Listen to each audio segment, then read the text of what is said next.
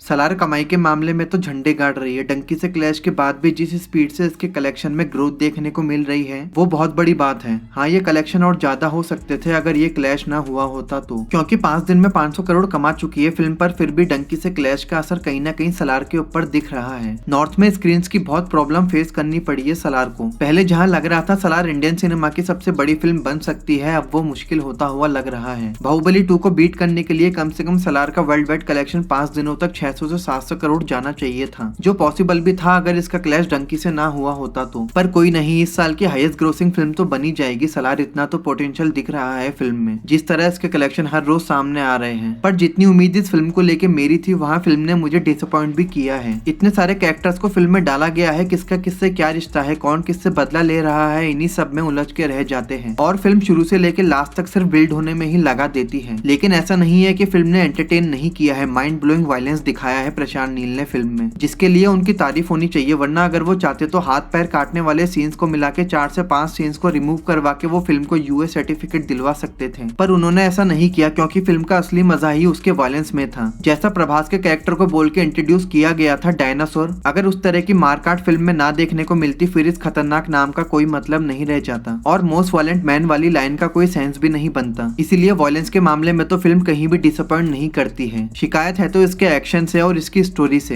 Action को लेके शिकायत यह है, एक जगह भी फिल्म क्लियर एक्शन नहीं दिखाती है। हर बार प्रभास पंच करते हैं, तलवार से मारते हैं, वही सीन कट हो जाता है, उसके अगले शॉट में आदमी उड़ता हुआ दिखता है। इस मामले में प्रशांत नील को और अच्छा करने की जरूरत है। केजीएफ के एक्शन में भी कट टू कट सीन्स की ही प्रॉब्लम थी, वहाँ भी एक्शन के बीच इतने ज्यादा कट्स से मजा नहीं आता है। और अगर कहानी को लेकर नेगेटिव की बात करूँ तो वहाँ फिल्म शुरू होकर खत्म भी हो गई थी, लेकिन कहीं भी ये बात क्लियर नहीं करी कि प्रभास और पृथ्वीराज की दुश्मनी का क्या कारण था। और जब प्रभास और पृथ्वीराज के बीच इतनी कट्टर दुश्मनी हो गई थी, फिर प्रभास इतने सालों से खामोश क्यों बैठे हुए थे? जब उन्हें किसी बात का बदला लेना था तो वो चुप क्यों थे? सिर्फ उनकी माँ ने उन्हें लड़ाई से दूर रहने को बोला था तो वो अपना इतना बड़ा बदला भूल गए। और वो बदला था क्या? क्यों इतनी गहरी दोस्ती दुश्मनी में बदल गई? प्रभास के कबीले को पृथ्वीराज के बाप ने रातों रात मरवा दिया था इसीलिए, या फिर बात कोई और थी? उसके अलावा प्रभास की माँ ने क्यों प्रभास को रोका हुआ था बदला लेने से इतने सालों से, जबकि उनके ट्राइब के साथ पृथ्वीराज के बाप ने और उसके कबीले ने गलत किया था? हो सकता है पृथ्वीराज की माँ ने पृथ्वीराज की वजह से प्रभास को रोक दिया हो, क्योंकि फिल्म का जब वो सीन आता है जब प्रभास और उसकी माँ को मारने पृथ्वीराज के कबीले वाले आते हैं, उस टाइम पृथ्वीराज एक पूरी टेरिटरी दान में दे देता है प्रभास और उसकी माँ को बचाने के लिए। इसीलिए पृथ्वीराज ने तो कुछ भी बुरा नहीं किया था प्रभास और उसके कबीले वालों के साथ। तो दुश्मनी का क्या रीजन है प्रभास और पृथ्वीराज की? और फिल्म में ये भी पता चल जाता है कि प्रभास पृथ्वीराज से जो वादा करता है उसे राजगद्दी पे बिठाने का, उस वादे को प्रभास पूरा कर चुका है। टीजर और मूवी में दिखाया गया ये शॉट बता रहा है पृथ्वीराज को उसकी राजगद्दी मिल चुकी है, लेकिन अब दोनों के बीच कोई दोस्ती नहीं रही है। अब इसके आगे प्रशांत नील क्या दिखाने वाले हैं, क्या थ्रिल सलार पार्ट 2 में दिखाएंगे, वही जानते हैं। और देखो, प्रभास ये बात तो बहुत अच्छे से जानते हैं कि वो शौर्यांगा कबीले से हैं, क्योंकि मूवी के लास्ट में हम उन्हें सेम रिचुअल्स करते हुए देखते हैं जो प्रभास के कबीले वाले करते हैं। अगर प्रभास को ये ना पता होता कि वो शौर्यांगा कबीले से है, फिर उन्हें कैसे पता होता कि रिचुअल्स को कैसे फॉलो करना है? हो सकता है प्रभास पृथ्वीराज को छोड़ के उनके पिता से बदला लेना चाहते हो, क्योंकि उसने ही प्रभास के कबीले वालों को मरवा दिया था, लेकिन पृथ्वीराज प्रभास के रास्ते में खड़े हैं, जिसकी वजह से प्रभास और पृथ्वीराज के बीच दुश्मनी हो गई हो। जब जब प्रभास का कैरेक्टर पृथ्वीराज के पिता को मारने की कोशिश करेगा तब तक पृथ्वीराज प्रभास के रास्ते में आएंगे। ऐसा ही पहले भी हुआ होगा, प्रभास पृथ्वीराज के बाप को मारने गए हो लेकिन पृथ्वीराज बीच में आ गए हो। इसके सेकंड पार्ट में कुछ तो बड़ा होने वाला है। फर्स्ट पार्ट भले ही उतना ज्यादा इम्पैक्टफुल ना हो, पर फिर भी जिस क्लिफ हैंगर पर फिल्म खत्म होती है सेकंड पार्ट के लिए एक्साइटेड तो कर देती है। इसके फर्स्ट पार्ट में हमें फ्लैशबैक ही देखने को मिला है, प्रेजेंट टाइम की कहानी तो बहुत ही कम थी, लेकिन इसके सेकंड पार्ट में कहानी प्रेजेंट टाइम की देखने को मिलेगी, जिसमें असली रीजन सामने आएगा प्रभास और पृथ्वीराज की दुश्मनी का। तब देखते हैं दोनों की दुश्मनी किसी एक की जान लेती है या फिर दोनों फिर से एक दूसरे के दोस्त बन जाते हैं। और हाँ, यश को स्पेशल थैंक्स क्यों बोला गया था पार्ट 1 में समझ नहीं आ रहा है, पर हो सकता है इसके सेकंड पार्ट में यश हमें देखने को मिल जाए। अगर ऐसा होता है तो यश का कनेक्शन प्रभास से हो सकता है, मतलब यश भी शौर्यांगा कबीले से देखने को मिल सकते हैं, ऐसा मुझे लगता है। बाकी तो किसी को भी नहीं पता है यश को थैंक्स बोलने का क्या रीजन था फिल्म में। और जब फर्स्ट पार्ट में इतना वॉयलेंस देखने को मिल गया है तो एक्सपेक्ट कर सकते हैं सेकंड पार्ट में तो असली लड़ाई देखने को मिलेगी। वहाँ कितना खून बहने वाला है, कितने सर हाथ पैर कटते हुए देखने को मिल सकते हैं, वॉयलेंस की बारिश हो सकती है, जिसके लिए मैं तो बहुत ज्यादा एक्साइटेड हूँ। खैर, आपको सेकंड पार्ट को लेके क्या लगता है? प्रभास और पृथ्वीराज की दुश्मनी खत्म होगी या फिर किसी एक की मौत होगी? शेयर करना मत भूलना। वीडियो अच्छा लगा तो लाइक शेयर कर देना। मैं मिलता हूँ नेक्स्ट वीडियो में।